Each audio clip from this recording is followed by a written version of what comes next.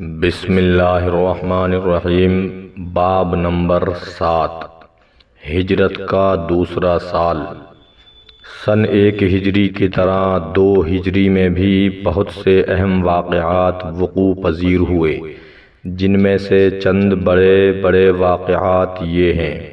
قبلے کی تبدیلی۔ جب تک حضور صلی اللہ علیہ وسلم مکہ میں رہے، خانہ کعبہ کی طرف منہ کر کے نماز پڑھتے رہے، مگر ہجرت کے بعد جب آپ مدینہ منورہ تشریف لائے تو خداوند تعالیٰ کا یہ حکم ہوا کہ آپ اپنی نمازوں میں بیت المقدس کو اپنا قبلہ بنائیں۔ چنانچہ آپ 16 یا 17 مہینے تک بیت المقدس کی جانب رخ کر کے نماز پڑھتے رہے، مگر آپ کے دل کی تمنا یہی تھی کہ کعبہ ہی کو قبلہ بنایا جائے۔ چنانچہ آپ اکثر آسمان کی طرف چہرہ اٹھا اٹھا کر اس کے لیے وحی الہی کا انتظار فرماتے رہے،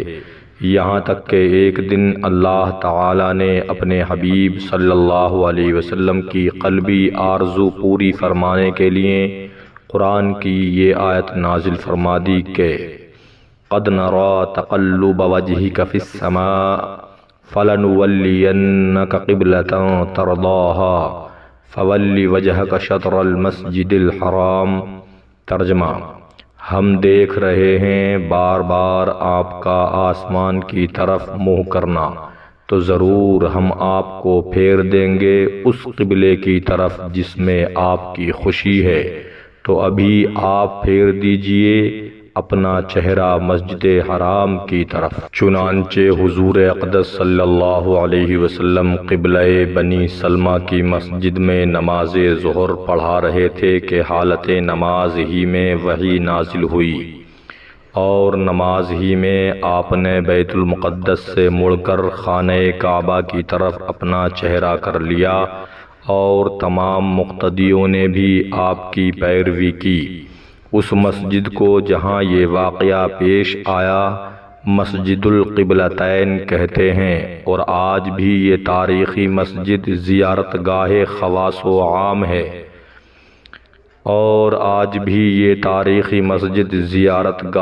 خواص و عوام ہے، جو شہر مدینہ سے تقریباً 2 کلومیٹر دور جانب شمال مغرب واقع ہے۔ اس قبلہ بدلنے کو تحویل قبلہ کہتے ہیں۔ تحویل قبلہ سے یہودیوں کو بڑی سخت تکلیف پہنچی۔ جب تک حضور صلی اللہ علیہ وسلم بیت المقدس کی طرف رخ کر کے نماز پڑھتے رہے تو یہودی بہت خوش تھے اور فخر کے ساتھ کہا کرتے تھے کہ محمد صلی اللہ علیہ وسلم بھی ہمارے ہی قبلے کی طرف رخ کر کے عبادت کرتے ہیں، مگر جب قبلہ بدل گیا تو یہودی اس قدر برہم اور ناراض ہو گئے کہ وہ یہ طعنہ دینے لگے کہ محمد صلی اللہ علیہ وسلم چونکہ ہر بات میں ہم لوگوں کی مخالفت کرتے ہیں، اس لیے انہوں نے محض ہماری مخالفت میں قبلہ بدل دیا ہے۔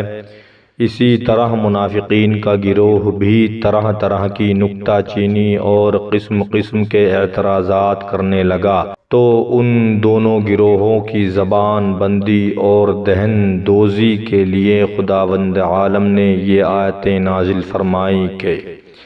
سَيَقُولُ السُّفَهَاءُ مِنَ النَّاسِ مَا وَلَّاهُمْ عَنْ قِبْلَتِهِمُ الَّتِي كَانُوا عَلَيْهَا قُلْ لِلَّهِ الْمَشْرِقُ وَالْمَغْرِبُ يَهْدِي مَن يَشَاءُ إِلَى صِرَاطٍ مُّسْتَقِيمٍ۔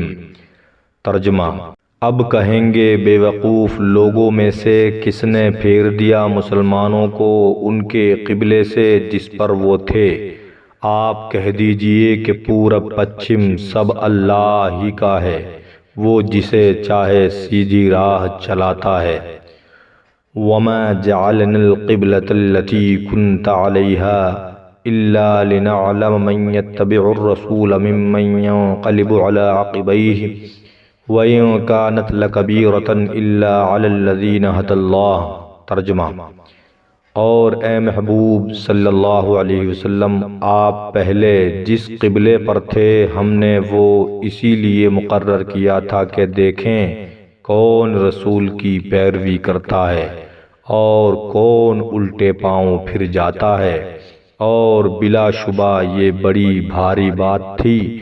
مگر جن کو اللہ تعالی نے ہدایت دی ہے ان کے لیے کوئی بڑی بات نہیں۔ پہلی آیت میں یہودیوں کے اعتراض کا جواب دیا گیا کہ خدا کی عبادت میں قبلے کی کوئی خاص جہت ضروری نہیں ہے،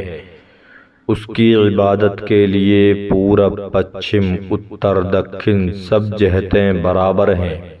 اور اللہ تعالی جس جہت کو چاہے اپنے بندوں کے لیے قبلہ مقرر فرما دے، لہذا اس پر کسی کو اعتراض کا کوئی حق نہیں ہے۔ دوسری آیت میں منافقین کی زبان بندی کی گئی ہے، جو تحویل قبلہ کے بعد ہر طرف یہ پروپیگنڈا کرنے لگے تھے کہ پیغمبر اسلام تو اپنے دین کے بارے میں